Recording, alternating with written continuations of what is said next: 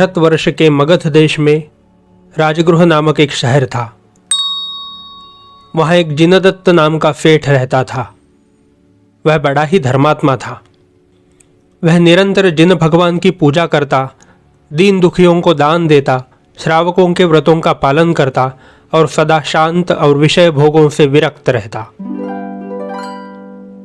एक दिन जिनदत्त चतुर्दशी के दिन आधी रात में श्मशान में कायोत्सर्ग कर रहा था। उस समय वहां दो देव आए। उनके नाम थे अमितप्रभ और विद्युतप्रभ। अमितप्रभ जिन धर्म का विश्वासी था और विद्युतप्रभ दूसरे धर्म का।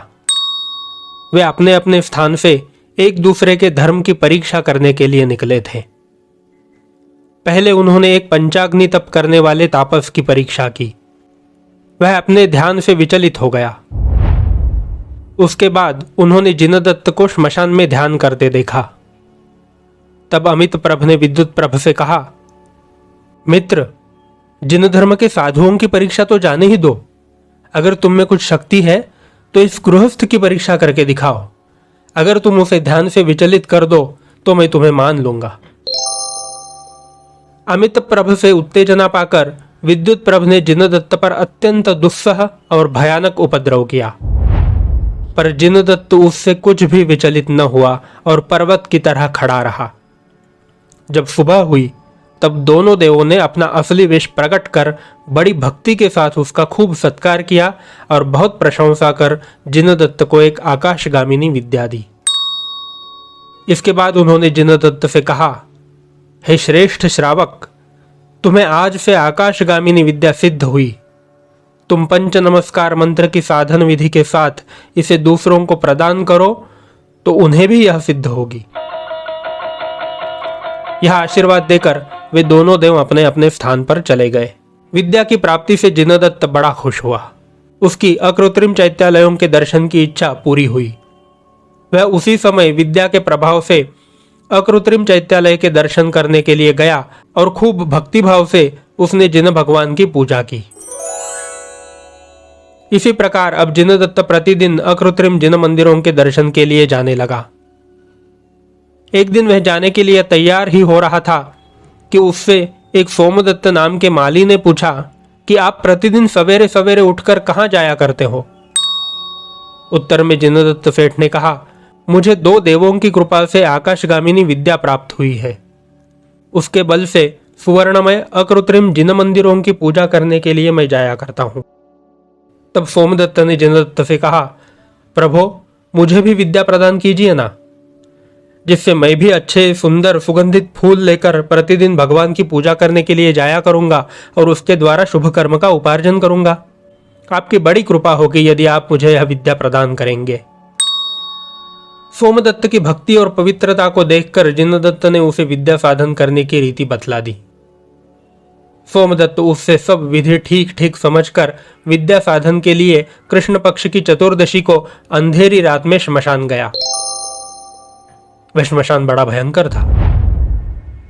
वहां उसने एक बड़ के वृक्ष की डाली में 108 लड़ी का एक दुआ का फींका बांधा और उसके नीचे अनेक भयंकर तीखे तीखे शस्त्र सीधे मुंह गाड़कर उनकी पुष्पादि से पूजा की।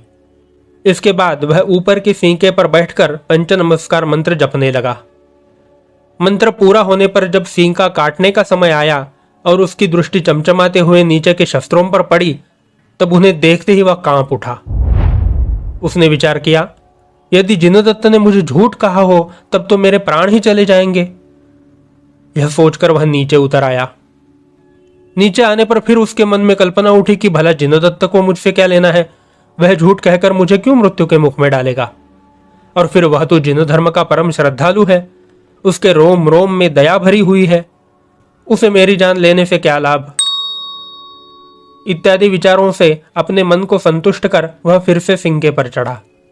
पर जैसे ही उसकी दृष्टि फिर शस्त्रों पर पड़ी तो फिर वह भय के मारे नीचे उतर आ गया। इसी तरह वह बार बार उतरने चढ़ने लगा, पर उसकी हिम्मत सींका काटने की नहीं हुई। सच ही है, जिन्हें स्वर्ग मोक्ष का मुख देने वाले जिन भगवान के वचनों पर विश्वास नहीं, मन में उन पर निश्चय नहीं, उन्हें संसार में सिद्धि कभी प्राप्त नहीं होगी। यहां सोमदत्त का श्मशान में यह उपक्रम चल रहा था और वहां उसी रात को एक और घटना हुई जो इससे संबद्ध है। मणिकांजन सुंदरी नाम की एक वेश्या ने अपने ऊपर प्रेम करने वाले एक अंजन नाम के चोर से कहा कि हे प्रिय, आज मैंने प्रजापाल महाराज की कनकवती नाम की पटरानी के गले में रत्न का हार देखा है। वह हार बहुत ही सुंदर है कि पूरे विश्व में उसकी तुलना करने वाला कोई हार होगा ही नहीं। सो आप उसे लाकर मुझे दीजिए, तभी आप मेरे स्वामी हो सकेंगे, अन्यथा नहीं। मणिकांचन सुंदरी की ऐसी कठिन प्रतिज्ञा सुनकर पहले तो वह अंजन चोर कुछ हिचका, पर साथ ही उसके प्रेम ने उसे वैसा करने को बाध्य किया। वह अपने जीवन की कुछ भी परवाह न करते हुए हार चुरा लाने के लिए राजमहल तक चला गया। मौका देखकर महल में घुस गया। रानी के शयनागार में पहुंचकर उसने उसके गले से बड़ी कुशलता से हार निकाल लिया। हार लेकर वह चलता बना। हजारों पहरेदारों की आंख में धूल डालकर वह निकल ही जाता, पर अपने दिव्य प्रकाश से गाढ़े अंधकार को भी नष्ट करने वाले उस हार ने उसका प्रयत्न सफल होने नहीं दिया। उस हार की प्रभा के कारण पहरे वालों ने उसे देख लिया। वे उसे पकड़ने के लिए दौड़े। अंजन चोर बहुत ही खूब भागा, पर आखिर कहां तक भाग सकता था। पहरेदार उसे पकड़ने ही वाले थे कि उसने एक नई युक्ति की। वह हार को पीछे की ओर जोर से फेंक कर आगे भागा। सिपाही लोग तो हार उठाने में लगे और इधर अंजन चोर बहुत दूर तक निकल गया। सिपाहियों ने तब भी उसका पीछा न छोड़ा। वे उसके पीछे भागते ही रहे। अंजन चोर भागता भागता श्मशान की ओर आ निकला। वहां जिनदत्त के उपदेश से सोमदत्त विद्या की साधना में व्यग्र था। उसका यह भयंकर उपक्रम देखकर अंजन चोर ने उसे पूछा कि तुम यह क्या कर रहे हो, क्यों अपनी जान दे रहे हो। उत्तर में सोमदत्त ने सब बातें उसे बता दी जो जिनदत्त ने उसे बताई थी। सोमदत्त की बातों से अंजन को बड़ी खुशी हुई। उसने सोचा कि सिपाही लोग तो मुझे मारने के लिए पीछे ही आ रहे हैं, मैं तो अवश्य ही मारा जाने वाला हूं, क्योंकि मेरा अपराध ही इतना भयानक है। फिर यदि मरना ही है तो धर्म के आश्रित रहकर मरना अच्छा है। यह सोचकर उसने सोमदत्त से कहा, बस इसी थोड़ी सी बात के लिए इतना डरते हो?